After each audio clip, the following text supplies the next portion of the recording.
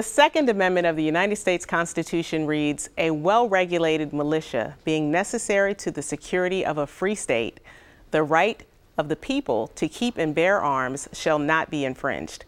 This is one of the most talked about amendments. Here to take a closer look at the Second Amendment and what it means is distinguished law professor at FAMU Law and noted scholar, Dr. Jeremy Levitt. We welcome you to Legal Connections. Thank you. Dr. Levitt, tell me a little bit about your background. Well, I'm an international lawyer. I've been teaching constitutional law for a few years at FAMU and joined FAMU in 2008. This is my 20th year of teaching, and I specialize in issues of war and peace. Well, what a time we're in here. So my understanding is that you have spent some time teaching about the Second Amendment. Your students, of course, is part of con law. But what is it that you're teaching your students, and do you have anything to share with us regarding the state of affairs as it pertains to the Second Amendment?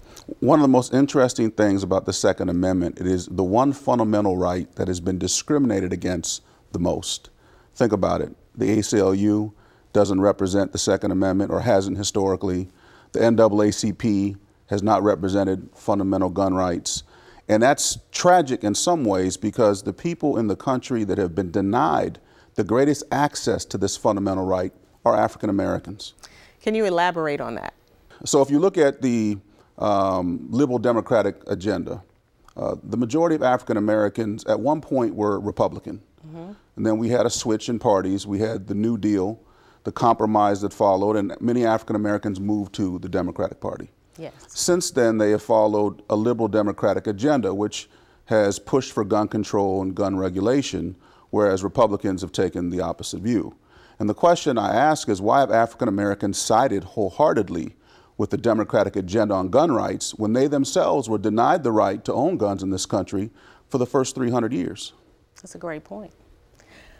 Well, what is it that you would say, do you see any ground for a resolution? We see all these mass shootings, and, you know, the debate is up. You know, one side says, you know, guns don't kill people, people kill people.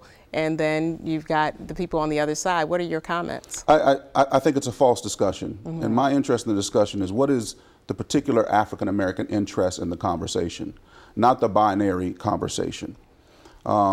Think about it this way. If violent extremism has increased in the last 10 years, hate crimes have increased in the last decade, African Americans are a group of people who have been targeted in violent mass shootings. Violent white supremacist ideology has been at the forefront of the ideology of many of the mass shooters.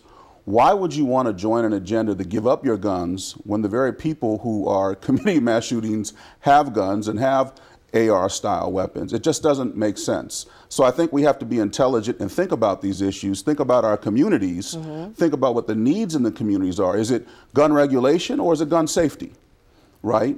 The number one killer of people in this country with guns are not mass shootings, they're suicides. So is there a prevention issue? We need to look out there in the African American community and the broader community. But the very notion that we would wholesale go along with rules and laws and advocacy that have not represented us. It was illegal even in the state of Florida for African Americans to own guns. Free and enslaved blacks couldn't own guns. During the Black Code era and the Jim Crow era, African Americans were prevented from owning guns, and they could be disarmed if they had guns. Even black veterans who served in every war this country has fought, they themselves were disarmed when they came to the state of Florida and many other states in the South. So why would you want to then further gun control when you've been the only group of people that have been denied that fundamental right? It just doesn't make good sense to me. That's very interesting. I'm glad you shared that, and you know, that's the first time I've heard it articulated that way. Well, so if you go back to the 19th century, Ida B. Wells Barnett made a very famous statement about, in every African American home there should be a Winchester rifle to protect ourselves when the laws don't do so. Frederick Douglass talked about the 3 rights that a man and woman should have, and one of those was access to the cartridge box. Martin Luther King was denied a gun permit in Montgomery, Alabama, after there was a bombing there, and he was a gun owner. Many of the civil rights organizations who were professedly nonviolent in their direct action had protection details like the Deacons for Self-Defense. So the entire conversation about guns is not one that's been honest, and it's one that African Americans, I think, are the most uninformed about, and we need to become informed. Food for thought. Thank you so much, Dr. Levitt, for joining us and sharing those insights. My pleasure. Some very compelling information about the Second Amendment and the right to bear arms.